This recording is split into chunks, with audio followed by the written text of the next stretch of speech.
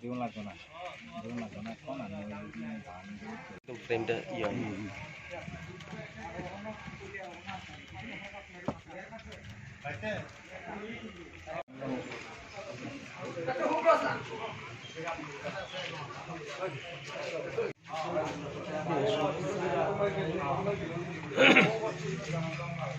ইয়েতে সরকারি দায়িত্বে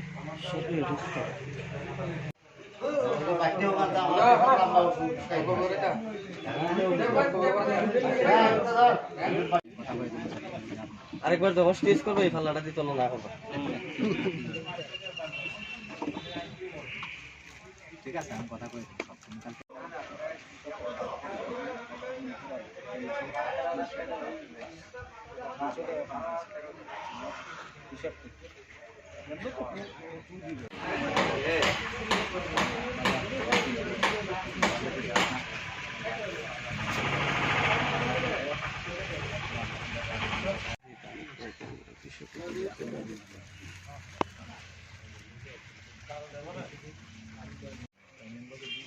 খোয়াই ব্লক এলাকাতে সরকারি সহায়ক মূল্যে ধান কেনা শুরু হয়েছে।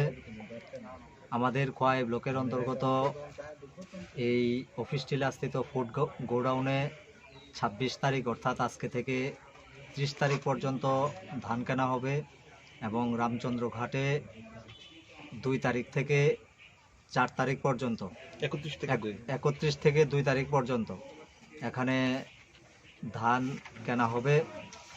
এবছর সরকার আমাদের ধানের যে ন্যূনতম সহায়ক মূল্য সেটা ঘোষণা করেছেন প্রতি ভার 2620 টাকা।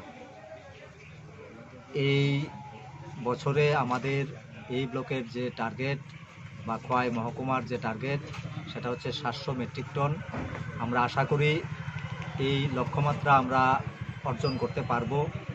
পাশাপাশি স্বাভাবিকভাবেই আমাদের মহকুমার সমস্ত কৃষক ভাইদের পক্ষ থেকে আমরা সরকারকে ধন্যবাদ জানাই যে প্রতি বছরের মতো এবারও আমাদের ধানের যে ন্যূনতম সহায়ক মূল্য ঘোষণা করেছেন এবং এই যথোপযুক্ত মূল্য দিয়ে আমাদের কৃষক ভাইদের কাছ থেকে ধান কিনে নিচ্ছে। সরকারের এই সিদ্ধান্তের ফলে বর্তমান সময়ে আমাদের কৃষকদের উৎপাদিত ধানের প্রকৃত মূল্য কৃষকরা পাচ্ছে। আপনারা জানেন যে একটা সময় ছিল আমাদের এই ত্রিপুরা রাজ্যে কৃষি দপ্তরের এবং সরকারের পরিকল্পনার অভাবে আমাদের রাজ্যের কৃষকরা কৃষি থেকে মুখ ফিরিয়ে নিচ্ছিল, কারণ তাদের উৎপাদিত ফসলের ন্যায্য মূল্য তারা পাচ্ছিল না।